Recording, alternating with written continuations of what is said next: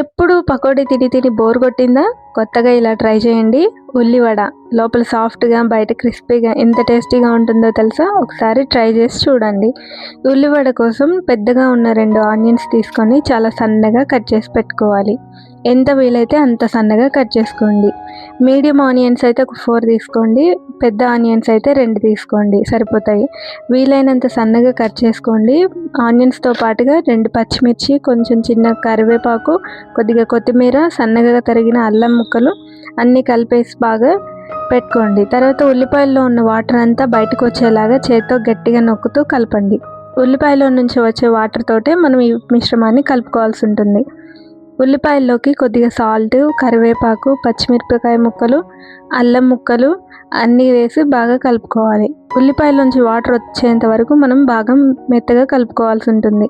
Water ఒక్క చుక్క కూడా వేయొద్దు, ఎందుకంటే వాటర్ వేసామంటే పిండి అంతా లూజ్గా అయిపోతుంది.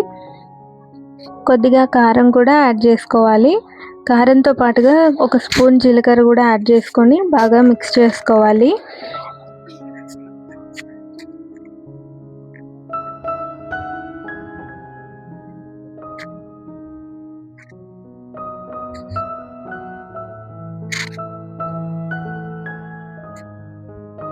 పావు కప్పు బియ్యం పిండి తీసుకొని యాడ్ చేసుకోవాలి.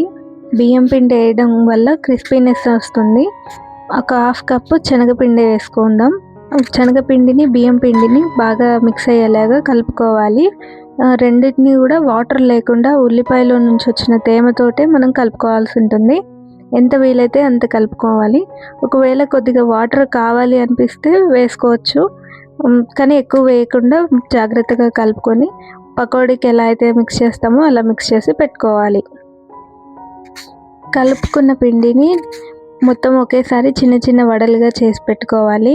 మసాలా వడకి ఎలా అయితే చేసుకుంటామో అలా చిన్న చిన్న గారెల్లాగా ఒత్తుకొని పెట్టుకోవాలి. స్టవ్ మీద మీడియం ఫ్లేమ్లో ఆయిల్ పెట్టి డీప్ ఫ్రైకి పెట్టేసుకుంటే ఈలోపు వేడవుతూ ఉంటుంది. వేడైన ఆయిల్లో చేసుకున్న అన్ని గారెల్ని వేసుకొని వేయించుకోవాలి.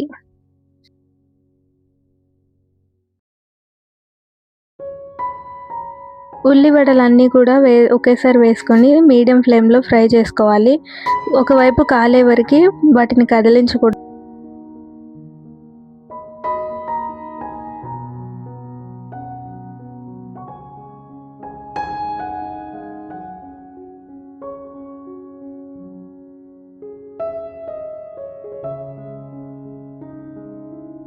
వడలన్నీ కూడా ఒకవైపు వేగిన తర్వాత ఇంకోవైపు చిన్న గరిటె తీసుకొని టర్న్ చేసుకోవాలి, లేదంటే విడిపోతాయి.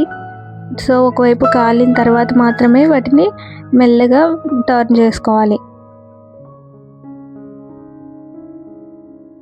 ఇలా బ్రౌన్ కలర్లోకి వచ్చేదాకా వేయించుకోవాలి, లేకపోతే లోపల ఉల్లిపాయ అనేది పచ్చి పచ్చిగా ఉంటుంది. చూస్తున్నారు కదా, అసలు కొద్దిగా కూడా ఆయిల్ అనేది ఎక్కడ పీల్చుకోలేదు.